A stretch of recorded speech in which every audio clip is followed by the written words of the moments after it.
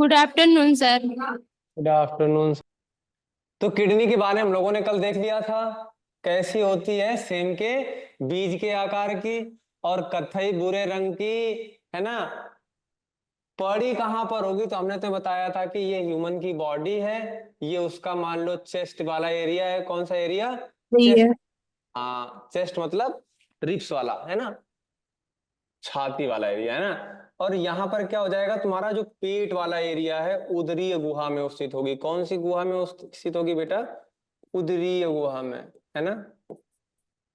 इसके बाद बात करते हैं हम कि अच्छा, किडनी मान लो हमने निकाल ली यहाँ से, है ना। तो एक किडनी का वजन कितना होता है? अगर हम बात करेंगे किसी मेल की, मेल मतलब किसी पुरुष की बात करेंगे, तो पुरुष में उसका वजन कितना होता है? 130 से लेकर के 160 ग्राम तक। वहीं पर अगर हम बात करें किसी स्त्री की या फिर किसी फीमेल की, तो उसमें 110 से लेकर के 150 ग्राम तक होता है ना। ये बात समझ में आ गई? हाँ या ना? ठीक है। फिर हम किडनी के स्ट्रक्चर की बात करेंगे, उसकी संरचना की बात करेंगे। तो संरचना में जैसा कि हमें मालूम है कि दो प्रकार की संरचनाएं देखनी पड़ती हैं। एक तो उसकी बाहरी संरचना और दूसरी उसकी आंतरिक संरचना। तो बाहर से हमें आंतरिक, हाँ, बाहर से हमें देखने पर क्या दिखाई देता है भैया? सेम के बीज के आकार की होती है और कत्थई भूरे रंग की होगी। और उसमें दो सतह पाई जाती हैं। जैसे कि किसी बीज की बात करेंगे तो एक हिस्सा उसका कैसा होता है? थोड़ा सा दबा हुआ, है ना।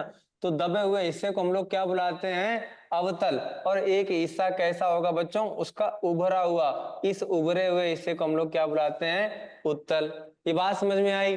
इसके बाद हम लोगों ने कल ये भी देख लिया था कि एक इसमें ब्लड ले करके जाती है, उसको हम लोग क्या बुलाते हैं? महाशिरा। और एक ब्लड ले करके आती है ना, ले करके जाती है, इसको हम लोग बुलाते हैं महा। धमनी। ये धमनी थी और ये महाशिरा हो जाएगा। क्लियर? यस हाँ, सर। ठीक है। फिर हम लोगों को पढ़ना है इसकी आंतरिक संरचना। आंतरिक संरचना में हम क्या करेंगे? किडनी को ऐसे काट देंगे। काट दिया बीच से। और जब हम किडनी को इस तरह से काट कट कर देते हैं तो हमें उसके भीतर तीन श्रृंखलाएं देखने को मिलती हैं। एक तुम्हारा होता है वल्कुट वाला रीजन, और उसके थोड़ा सा अंदर जाएंगे तो मेड्यूला, और अंदर जाएंगे तो श्रोणी। ठीक है। कितने हो जाएंगे बच्चे? तीन। कितने देखने को मिलेंगे?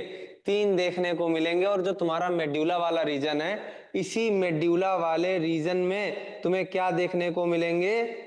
नेफ्रॉन्स देखने को मिलेंगे। क्या देखने को मिलेंगे? नेफ्रॉन्स। है ना। Yes sir. अब जो ये मेड्यूला वाला रीजन है ना, इस रीजन में तुम्हें ये संरचनाएं देखने को मिल रही हैं, है ना। क्या सर? ये जो रीजन है मेड्यूला वाला, इसमें तुम्हें ये संरचनाएं देखने को मिल रही ना, 5 से 8 त्रिभुजाकार संरचनाएं। ये त्रिकोण वाली संरचनाएं दिख रही हैं। इन्हीं संरचनाओं से होता हुआ नेफ्रॉन वल्कुट रीजन तक फैला रहता है। ये बात समझ में आई नहीं आई? तो अब बात आती है कि हमने इस किडनी से क्या किया? जो इस किडनी में छन्नी लगी हुआ करती थी, है ना, इस छन्नी को हम लोग अलग करेंगे। इस छन्नी को हम लोग क्या बुलाते हैं बच्चों? नेफ्रॉन बुलाते हैं। क्या बुलाते हैं? फ्रॉन। क्या बुलाते हैं? नेफ्रॉन। तो आज हम लोग क्या देखने वाले हैं? नेफ्रॉन की संरचना। क्या देखने वाले बच्चों? तो नेफ्रॉन की संरचना की बात करेंगे। Yes sir. पहले हम लोग इसका थोड़ा सा नामकरण देख लेते हैं, है ना, कि कहां पर किसको क्या बुलाया जाता है ना बच्चों। चलो, तो हम लोग शुरू करते हैं बेटा। वुमेन कैप्सूल की बात करेंगे। तो ये जो तुम्हारा स्ट्रक्चर दिखाई दे रहा है तुमको, कौन सा? ये जो व्हाइट वाला है, ऐसे करके, ऐसे करके, ऐसे, और यहां से लेकर के यहां, क्या कहते हैं सर?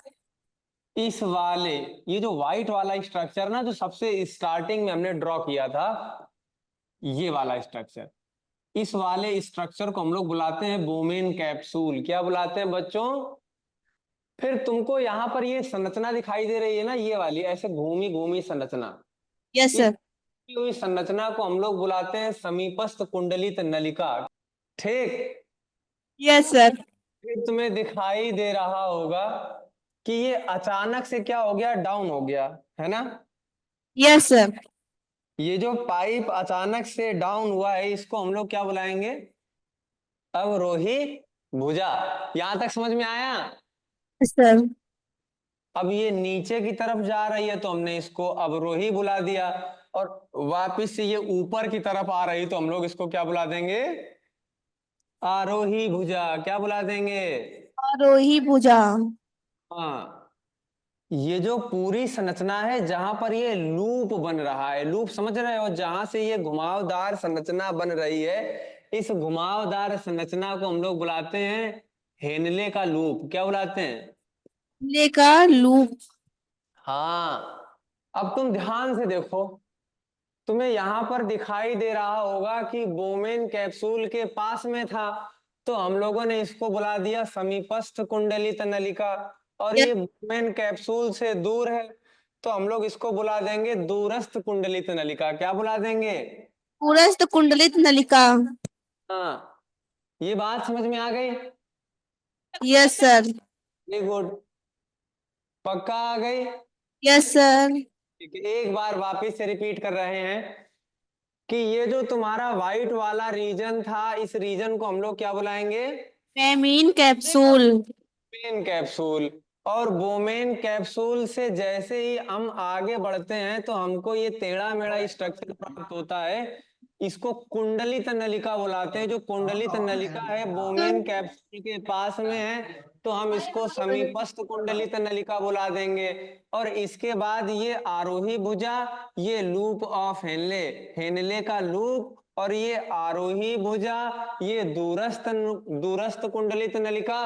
और इसके बाद ये एक पाइप दिखाई दे रही है, इस पाइप में तुम्हें ये वाला जो स्ट्रक्चर दिखाई दे रहा है, इसका मतलब ये है कि ऐसे ना जाने कितने स्ट्रक्चर इस पाइप में कनेक्ट होते हैं या फिर इस पाइप के साथ जुड़े रहते हैं। इसको हम लोग बुलाते हैं, ग्रहित नलिका। यस, संग्रहित नलिका या फिर संग्राही नलिका। जो भी तुम्हें याद रखना है वो तुम याद कर लो। क्या बुलाते हैं बच्चों, संग्रहित नलिका या फिर संग्राही नलिका। अब तुम ध्यान दो, तो हमें सबसे पहले किडनी देखनी है ना। बेटा ध्यान देना, इस किडनी में एक नली जाती है, खून की नली जाएगी। Yes sir. हाँ, और ये खून की नली क्या करेगी बेटा, सब जगह जाएगी, ऐसे ऐसे ऐसे ऐसे, है ना। Yes sir. फिर यहाँ फिल्टर किया जाएगा ब्लड। फिल्टर करने के लिए यूनिट लगी हुई है, नाम क्या है उसका, नेफ्रॉन, यस सर, नेफ्रॉन। है ना। क्या नाम है, नेफ्रॉन। नेफ्रॉन। अब तुम ध्यान देना कि फिल्टर होने के बाद ये बढ़िया वाला ब्लड छन के दूसरी वाली में आ जाएगा। Yes sir. आया ना, यही बताया था। Yes sir. Very good. अब इसी स्ट्रक्चर को ध्यान में रखते हुए हम यहाँ पर पहुंचते हैं और हमें मालूम है कि जो तुमने मोटी वाली जो नली आई थी ना, जो खून लेकर के आ रही थी, वो खून लेकर के आएगी नस, है ना। और वो छोटी छोटी छोटी छोटी कैपिलरीज में ऐसे टूट जाती है। ये ऐसे गुड़ी मुड़ी स्ट्रक्चर, गुड़ी मुड़ी समझना, बिल्कुल क्वाइल्ड स्ट्रक्चर्स तुम्हें देखने को मिलेगा। और इस स्ट्रक्चर को हम लोग नाम देंगे ग्लोमेरुलस। तो एक खून की नली आती है और वो खून की नली बहुत अच्छी तरह से क्या हो जाएगी, क्वाइल्ड हो जाएगी, है ना। और जब वो क्वाइल वाला स्ट्रक्चर बन जाता है तो उस स्ट्रक्चर को हम लोग नाम देते हैं ग्लोमेरुलस। क्या नाम देते हैं बच्चों, ग्लोमेरुलस। हाँ। अब यहाँ पर होगा क्या, तो ध्यान से समझना कि इसमें क्या था बेटा, यूरिया था। क्या था बच्चों, यूरिया। यूरिया। अब तुम ही बताओगी चंपा देवी वाली बिटिया कि यूरिया का सूत्र क्या था, अभी हमने कल बताया था। Sir NH2CONH2। Very good. अब ये यूरिया यहां से निकल करके किस में आ जाएगी, बोमेन कैप्सूल में आ जाएगी। किस में आ जाएगी बच्चों, कैप्सूल। अब यहां से जो ये पाइप निकल रहा है, ध्यान से देखना, ये जो पाइप यहां से निकल करके जा रहा है, क्या इस पाइप में यूरिया की मात्रा होगी? सर नहीं होगी। वापस से, अब ध्यान देना बेटा, इस यूरिया के साथ साथ इसमें और भी बहुत से अच्छे मटेरियल्स मतलब जो हमारी बॉडी के लिए लाभदायक होते हैं, वो भी खिंच करके अंदर आ जाते हैं। ध्यान देना बेटा, अब इस पाइप में आ गए, ये पाइप लेके जाएगा टक टक टक टक टक टक यहां से होते हुए।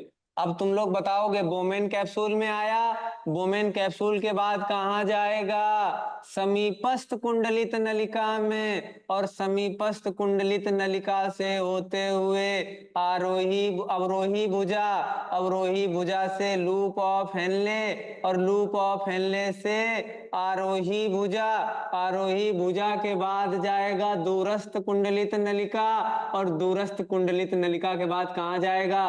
कलेक्टिंग टिब्यूल अर्थात संग्रहित नलिका में। क्या ये लाइन तुमको समझ में आई कि नहीं आई? Yes sir. हाँ, अब तुम ध्यान दो बेटा, जो भी यूरिया थी वो यूरिया क्या की जाएगी? संग्रहित नलिका में खुली है, और यही संग्रहित नलिका क्या बनाती, किसमें खुल जाती है? यूरेटर में। किसमें खुलेगी? मूत्र वाहिनी में। कहाँ खुलेगी बच्चों?